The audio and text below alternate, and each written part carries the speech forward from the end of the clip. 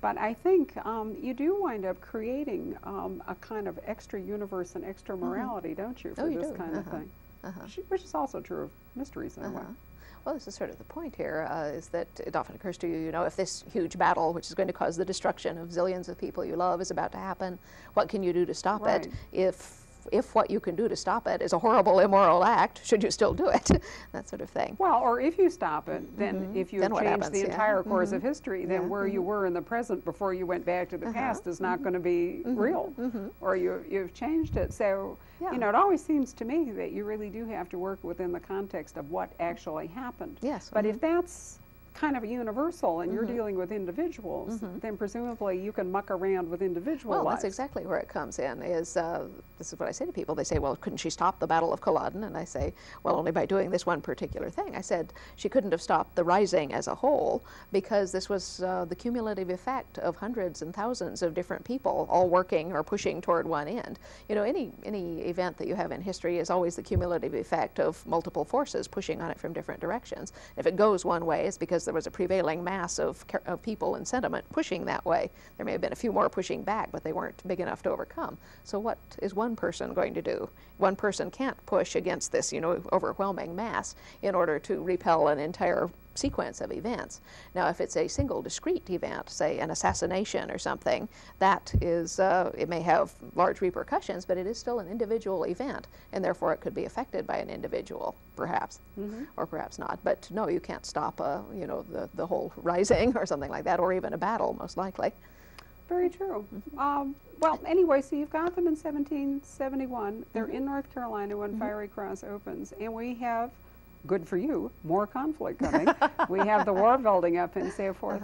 And that is, I gather, going to be the context for the next chunk of the story. I mean, we are not even into the war at the end of the Fiery Cross. I was planning to get to the edge of the American Revolution, but as it is, I only got through 1772, because in North Carolina in 1771 there was an event called the War of the Regulation, which no one who did not grow up in North Carolina knows about or has ever heard of, but it was in fact sort of a dress rehearsal for the American Revolution, in that it was a taxpayer revolt against a royal governor who put it down by force. And it was very brief. There was only one battle, the Battle of Alamance, and and then it was over. But it embodied a great many of the principles and the unrests that contributed to the revolution.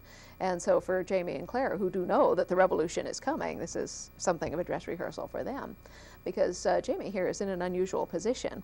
He holds his land in North Carolina as a royal land grant, that is, it was given to him, you know, by the king essentially through the virtue of the governor, but that can be taken away again, of course, by the king.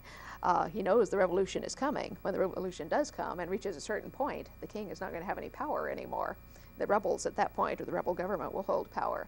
So he has an oath to the King of England. If he breaks that oath too soon, then he is a rebel. The British government will get him, you know, and he may be hanged and his lands confiscated, you know, and all this destruction visited on his tenants and loved ones. On the other hand, if he waits too long and is perceived as a loyalist, the rebels will get him. And so the question is, where does he make his choice? You know, this is based on purely individual pragmatism. There's no sense of idealism about it at this point. It's just, where can he make his move, and under what circumstances, and how can he affect the people around him so as to preserve as many of them as possible. Absolutely. I mean, because it would come down to safeguarding what you can, you know, and the knowledge that you're not going to be able to prevent the whole. It's also kind of clear from this scene, and as you and I mentioned earlier today at lunch, that if the British had really paid attention, they could easily have won the war. I mean, winning the American Revolution was partly luck and partly skill, but a lot of it was just that the British didn't value what they had over here, and they didn't throw their best effort at it. Yeah, well, also they didn't perceive it initially as being a huge threat, because, as I say, things like the War of the Regulation had occurred before, and, you know, basically been put down by a governor who had just raised a militia. You know, he had no official troops, the governor of North Carolina. In fact, there were no official troops in the colonies at that point. They'd all gone home after the French and Indian War, and they only began to come back after hostilities broke out at the beginning. There's some interesting analogies to where we are today, thinking about, you know, the Afghan War and all, which has a long and historical context I wish we'd all pay attention to. One of the things about Claire, though, that's very interesting is that when she's gone back, she has taken her medical knowledge with her. Now, she doesn't have operating rooms and, you know. No, but she has the knowledge. Right. And so some of the scenes that I liked in Fiery Cross enormously is when she is either part of it's about pharmaceuticals and part of it's about surgery, but there's a scene in which Jamie has a tremendously infected leg and looks like it's going to have to come off since amputation was basically all you could do at that point for gangrene and all. That's right. Claire has a different plan.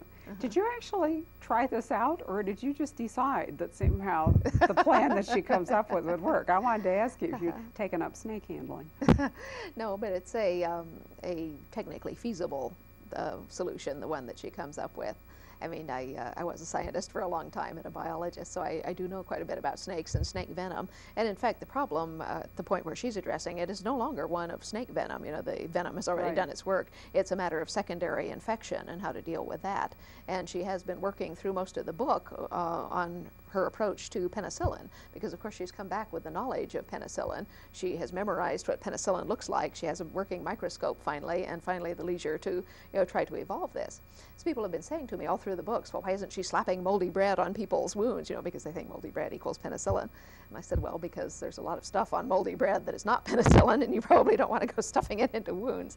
And the other thing is they assume blue mold is penicillin, which is not. It is the organism Penicillium. Penicillin is actually a clear fluid that's secreted by this this fungus, essentially, is what Penicillium is, and it's the clear fluid which is penicillin. However, while it's effective, it's not very stable in its raw form, which means it won't last very long, and also there are multiple strains of Penicillium, some of which are more active than others. It took 14 years from the time when Sir Alexander Fleming discovered penicillin and what it did to the point where it could actually be used in medical practice, because it was so difficult to purify and to make stable and then to produce in commercial quantities. And so while Claire does have the advantage of knowledge and so forth, still she's very limited in the sorts of equipment that she has and what she can do with it. And so her product is still not going to be at all predictable. Even when she makes what she thinks is a good batch of penicillin, she doesn't know how much active penicillin she has. She doesn't know how long it will be stable, or even if it is active. You know, so she may just be sloshing meat broth on people to no effect. She could be. And then, of course, she has to come up with a delivery system, which is where the snake comes in. We don't have to detail all that. The other thing I thought was kind of fun was that she has this ferociously tidy housekeeper who's always throwing out, or at least at one point, you know, tidies up some of this moldy bread and other stuff and presents her with problems.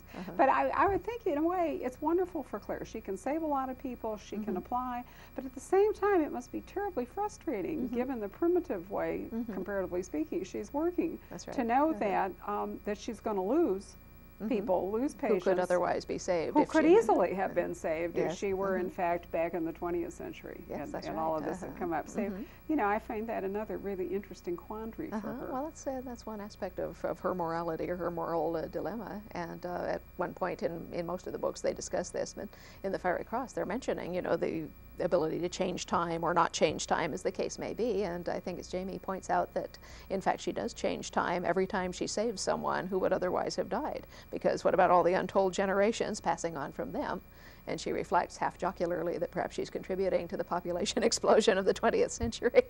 Well, she probably is. And you know, you are kind of, you know, bluntly speaking, you are kind of fudging that whole question then of how much do you affect. What your solution, it seems to me, in part, is that, you know, you're not affecting the major events. The historically recorded effects, but you certainly are affecting the ones around you. And that's sort of the underlying point of the book throughout, is that time travel essentially gives you knowledge, but not necessarily power, or at least not power above what any person has in their own time, which is that every single action we undertake at this time has an effect, whether we know what it is or not, and often we don't know. And it may be that one of the surviving, you know, somebody who survives and then has progeny, that there's going to be, you know, 200 or 300 years later, some person some striking who otherwise, effect, wouldn't have existed. Well, tell me whatever happened to the mystery that you started out to write, now that we've digressed through 5 books with more to come. Yeah, well, as I said, I never said it was a trilogy to start with, but they did give me a 3-book contract. And fortunately, the first 3 books did well. So when I told them there was a 4th book, they were very excited and wanted to buy it.